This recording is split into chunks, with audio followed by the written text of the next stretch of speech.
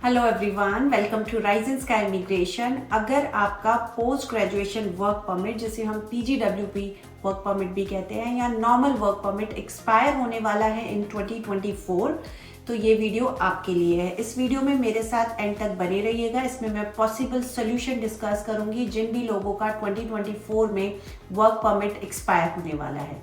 तो let's begin the video.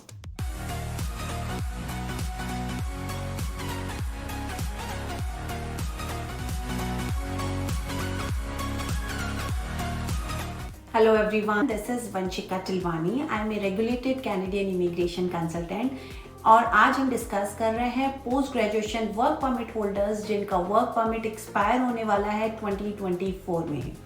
जैसा कि आप सब लोग जानते हैं कि प्रीवियस ईयर्स में 2021, 22, 23 पैंडेमिक और पोस्ट पैंडेमिक के टाइम पे आईआरसीसी मिनिस्टर ने 18 मंथ्स का पीजीडब्ल्यूपी अनाउंस किया था। That's a public policy, right? But again this year 2024 में मार्क मिलर ने ऑलरेडी क्लियर कर दिया है, आईआरसीसी मिनिस्टर ने, कि कोई भी पीजीडब्ल्यूपी एक्सटेंशन वो नहीं प्रोवाइड कर रहे हैं।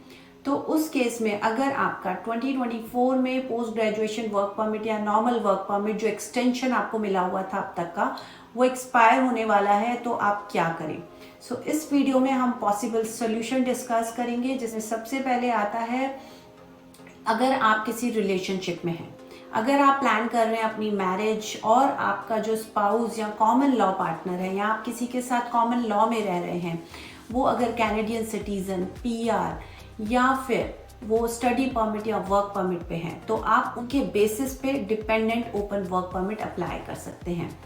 इसमें प्रूफ्स होते हैं वो थोड़े डिफरेंट होते हैं as compare to other work permit, लेकिन हाँ, that's a possible solution for everyone who are inside Canada and those people who are in a relationship. जो सेकेंड मोस्ट अवेलेबल ऑप्शन है वो है bridging open work permit. Bridging open work permit आप तभी apply कर सकते हैं जब आपकी पीआर इन प्रोसेस हो।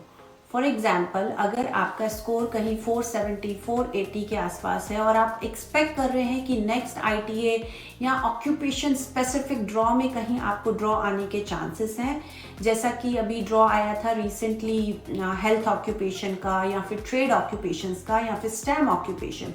सो आप एक्सपेक्ट कर रहे हैं कि आप उस लेवल तक पहुंच जाएंगे with in next couple of months अपना आईएलटीएस स्कोर बूस्ट अप करके, और आप उनका जो भी नेक्स्ट आईटी आएगा उसमें आपको आईटी आने के चांसेस हैं, इनविटेशन आने के चांसेस हैं, तो आप उसका वेट करें और उसके लिए वर्कआउट करें basically, so that you can create your profile with Inn Express entry.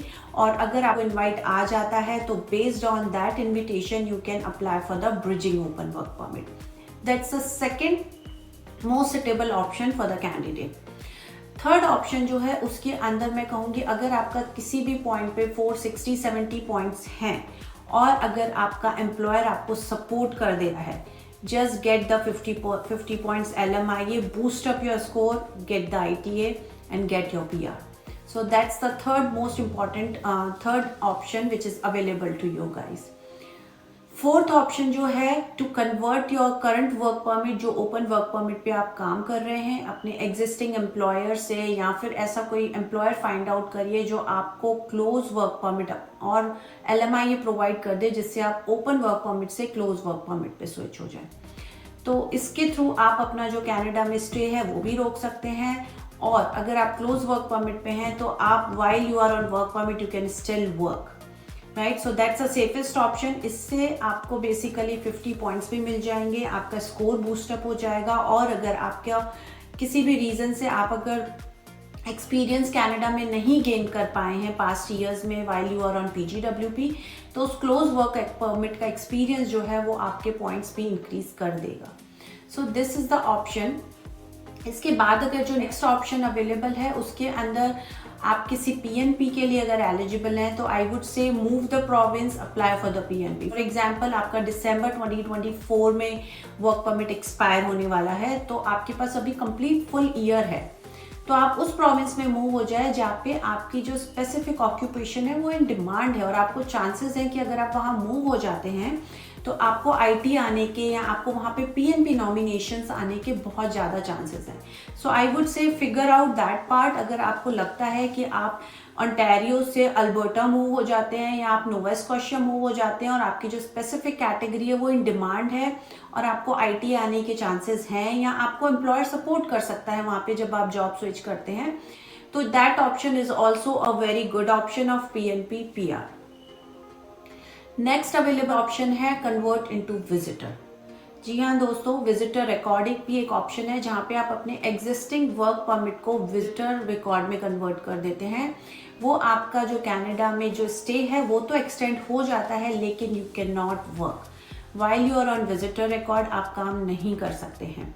So that's kind of, आपके पास अगर फंड्स अवेलेबल हैं, आपको लगता है कि आप उस 6-7 मंथ्स में मेंटेन कर सकते हैं अपने आप को, then I would say you can switch into visitor record और आप अपना बाकी का जो है, फॉर एग्जांपल आपको फ्रेंच लैंग्वेज से अपना स्कोर बूस्टअप करना है, आपको अपने आईएलटीएस स्कोर इंक्रीज करने हैं, आप वो पॉइंटर्स के बेसिस पे अपना स्कोर इंक्रीज करने की कोशिश करें while you are on visitor record. जो नेक्स्ट ऑप्शन है उसके अंदर आप अपना स्टडी परमिट भी ले सकते हैं, मतलब आप अपने वर्क परमिट से स्टडी परमिट में कन्वर्ट हो सकते हैं। So you can change your stay with in Canada, you can extend your stay. Study permit पे हाउएवर आपको 40 आवर्स, जो आप अभी वर्क परमिट की जो सिमिलैरिटी थी कि आपको वर्क परमिट पे 40 आवर्स काम करने को मिल रहा है, वो आपको स्टडी परमिट पे नहीं मिलेगा, लेकिन आपको 20 आवर्स तो मिनिमम काम करने के लिए मिलेंगे। तो ये आपके पास बेनिफिट है, लेकिन पर्टिकुलर क्योंकि आपका पीजीडब्ल्यूपी आप ऑलरेडी उसका बेनिफिट ले चुके हैं, तो जो आप नेक्स्ट स्टडी कर रहे हैं उससे आपको पीजीडब्ल्यूपी का बेनिफिट नहीं मिलेगा। It's just to extend your stay in Canada. अगर आपकी कोई फाइल लगी हुई है, आपको लगता है कि मेरे अगर मैं फ्रेंच कर सकता हूँ या मैं आईएलटीएस इम्प्रूव कर सकता हूँ तो मुझे पीआर होने के चांसेस आपके बढ़ जाते हैं, तो उस रीज़न में आप कोई छोटी मोटी स्टडी कर लें और अपना वर्क 20 आवर्स वर्क के साथ साथ आप अपना स्टे भी एक्सटेंड कर लें। So these are the couple of options. इसके अलावा जो ऑप्शन है हमारे पास, उसके अंदर या तो आप कनाडा से अपनी कंट्री चले जाएं बैक होम, वहाँ पे जाके आप अपना आउटसाइड कनाडा का जो एक्सपीरियंस है वो गेन करना स्टार्ट कर दें।